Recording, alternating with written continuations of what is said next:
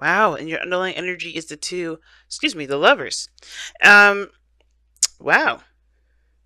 Remember when I was saying y'all were waiting for something specific? I think I know what that specific is. Definitely a relationship. Definitely a connection between you and someone that you find very significant. Someone that is that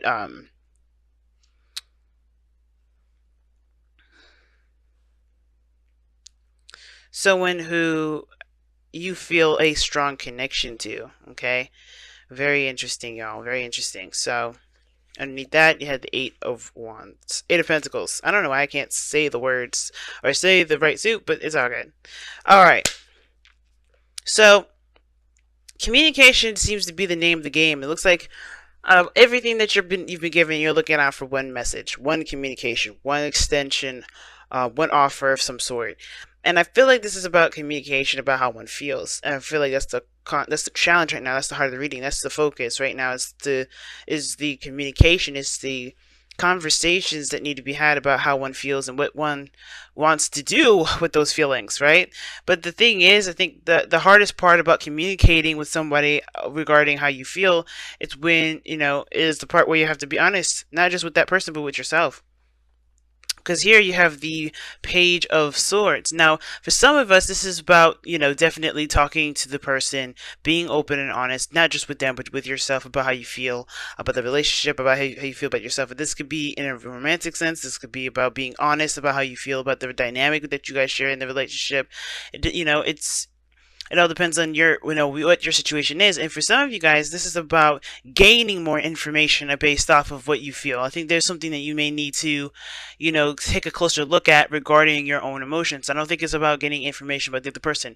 I do think it can help to understand what they're feeling, but the only way it impacts what you're going to do in your life is if it has to do with how you feel about whatever it is that you feel, especially regarding this relationship, especially regarding this person, or the interaction that you have between you and this person here, with the Lovers card. Now, in the past, Virgo, this is your energy. You have the Knight of Pentacles. This is very focused on, on the details, getting, very slow, moving very cautiously. You're not really, moving super fast, but you're definitely taking your time and getting to know your partner, getting to know this person that's in your life right now. I think somebody may have come in offering something, offering some sort of stable offer. You know what I mean? Somebody may have came in and just offered something that's long term, that can last you a long time. Um, excuse me. Why do these cards just keep getting messed up? I just feel like they're not staying in place for some reason. But yeah, I do get this feeling that for some of you guys, somebody did approach you guys and extended themselves, offer something long term. Maybe it was even you, but it could have been that there was just a lot of slow movement as well. A lot of slowness, a lot of caution, a lot of looking at the details, not a lot of impulsive movements. You know what I mean?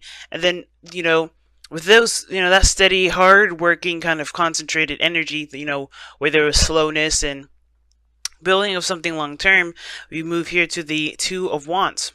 So all this moving and all that was great, but now I think you guys hit a roadblock. Not necessarily in a bad way, right? But in a sense, like, you can't move forward anymore the way that you have been. Right? There's got to be, you got to take a different direction. You got to go in a different avenue, you got to go in a different way. Like, you can't go slow anymore. That's what that means. Now you're at a full standstill with the Hangman. Just stoppage. Like, nothing's going on. Nothing is happening. And it's all up to you. It's all up to you about where you want to go. And I feel like you guys do have enough information. I think that's the thing. With the Page of Swords, it can indicate that you have to just be honest with yourself, because truly and honestly, as much as we love more information to get some, to make the best decision that we possibly can in a situation where our heart is truly the judge, jury, and the executioner, right? We have to kind of just go with, we kind of just have to kind of go with what we feel. It's not about whether or not it's right or wrong. And two, we can get caught up on wanting to know more details, trying to get more information on situations, especially about how the person feels, when we completely miss the whole point about love in the first place, which is all based off of ourselves and how we feel about the other person. So I feel like with the Two of Wands, this is about making a decision about where you want to take this relationship, where you want to go, but it was going to require you to be honest to yourself. Oh yeah, honest to yourself about what it is that you feel about this individual. What do you want to feel with this individual? What dreams do you have or may have, or what is your dream? What is your dream partner? Because this isn't just about communication, heartfelt communication, heart-to-heart conversations. This is about getting to the nitty-gritty of your desires. This is about allowing yourself to dream.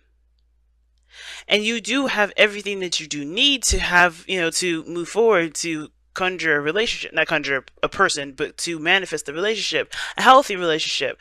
But it's going to have to start from what you want to feel and getting yourself to feel that way, right? Now the Ace of Swords is in the future, so I do feel like you guys do have a new perspective, which is very interesting, right? Right now you have the Hangman. Hangman talks about, stagnancy, holding on for a second, right? To get a different perspective on a situation, right? There's no movement until you surrender your perspective, right? To surrender to this perspective that you're seeing upside down, right? And it's interesting. I like that you have the Ace of Swords. You do have an idea of what it is that you're going for, your truth, what you believe in, what you're standing for. You have more clarity on what what avenue you're going down, what choice that you made, right? It's totally crystal clear about what it is that you're standing by. Therefore, you can feel that victorious energy from the Ace of Swords because you do have a truth that's going to cut away all the BS, right? All the other craziness, right? But it starts with yourself. It starts with yourself. What do you believe? What is honest? What is true to you, right? What do you feel about this individual? What do you feel about having a relationship, period? What do you feel about moving forward? What do you feel about your situation currently moving forward? All these things are a big factor. And I think that this whole situation is all about just being honest with yourself. Now, the Magician is your goal and ambition. I feel like you do want to have confidence that you know what you're doing, that you have everything that you need. You're not going into this blind, and you do have everything that you need. That's just, the makeup of this world. We always are prepared for what's to come. You may not know our tools, but we definitely have them available to us. We just have to understand where they are, know how to use them, and wield them to the best of our abilities. And you do have a lot of skills that will help you move forward. And one of those things being is the Knight of Pentacles, moving forward. Taking your time, getting to understand each other, spending quality time with one another, not rushing a situation, not pushing people too far towards a certain commitment or anything. Like, you're committed to understanding the person, and that is a skill that that's super important when it comes to building a relationship with someone.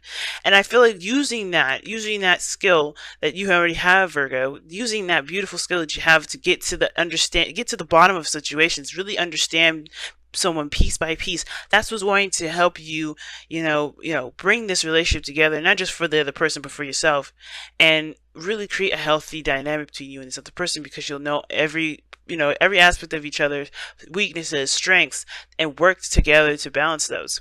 Now, in your outcome, you guys have the Wheel of Fortune. Awesome.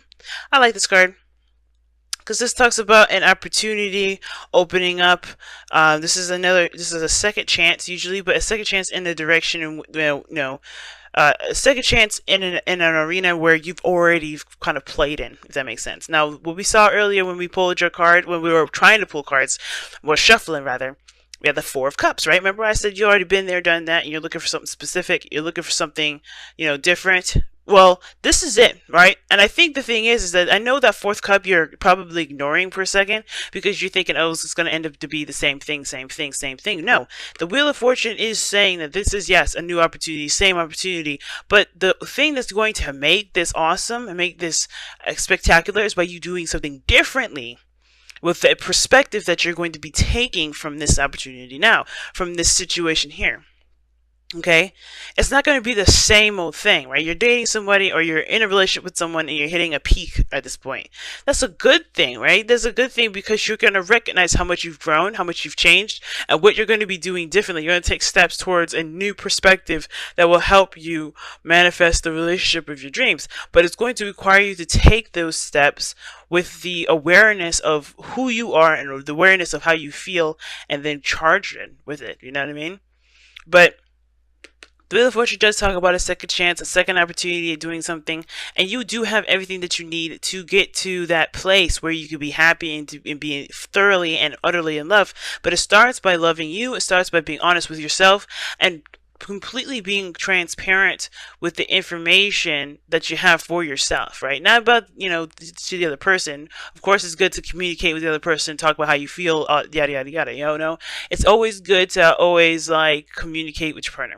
Okay, can't stress that enough. And being a relationship coach, you definitely, that's my goal too. But until then, right, before you even go there, you have to be honest with yourself.